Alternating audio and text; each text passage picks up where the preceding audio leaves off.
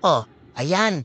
Lomi Batangas yan. Sa mga hindi pa nakakaalam, panoorin niyo lang ang aking video at malalaman ninyo kung saan to nakalocated. Let's go! A few moments later. Mga dre, para sa inyong kalaman, ito nga pala ang Three Kings Lomi House ng aking kumpadre. Pinuntahan namin to para suportahan. Tignan nyo naman, napakamura ng mga presyo niyan. Pangmasa talaga. Tara, subukan natin at tara, tikman natin to mga dre. Bumisita na rin kayo, located to sa Bonifacio. Along palengke lang ng Laberta. Let's go! Pwede na! At dahil ito yung unang araw ng kanilang pagbubukas ng Three Kings Lomi House, dinagsa talaga sila ng mga tropa, kumpadre, mga tropa dyan. Siyempre, pati kami, sumuporta rin kami dyan, pumunta kami dyan. Pati mga naglalaro ng basketball, mga magtatato, lalaro ng bilyaran, ito, kita niyo naman kung gaano kami karami. Siyempre, mga kumpara namin sa palengke, sa bilyaran, nandyan din lahat, ang dami. Let's go! Sana all.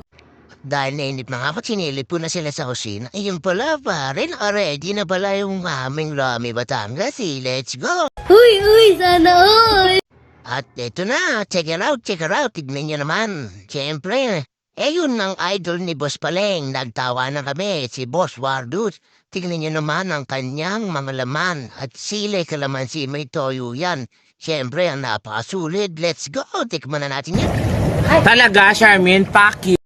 At eto na, nilagyan ko na yan ng kalamansi, tinatanggal ko na halam yung buti. Siyempre, next yan, lalagyan na natin ng toyo. Tapos, dudurugin na natin yung sili para walang makaigisa din.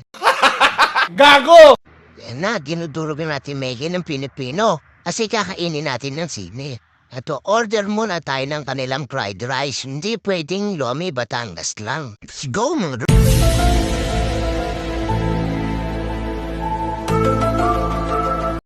At dumating na ang aking fried rice. Let's go, fast forward na natin to. First bite, para sa inyo. Para sa akin pala. Matakam kayo. Bumunta na kayo rito ha. Located dyan ta sa Bonifacio. Do it! Ito na, wala na kami pakialam ng kapatid. Kain na, basta dire-diretso lang ng subo. Kain na!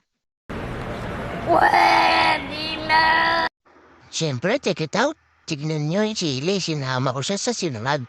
Tsaka sa lomi. At habang nag-aantay kami sa order ng aking asawa, ang gisado lomi. Habang nag-iintay kami, teka, puntahan ko na lang. Tagal eh. Ano ang sa inyo? Natamimi kayo. At nang dumating ang kanyang pansit kisado, sabi niya, Papa, kakain na ako. Nino pa ako nagugutom ha. Hindi ko na kayo mabibidyo at sa next lang ha. Para naman makakain na ako. Ay, busog na kayo. Paubos na yan sa inyo. Okay, Mama. Salamat. Wala na. Finish na.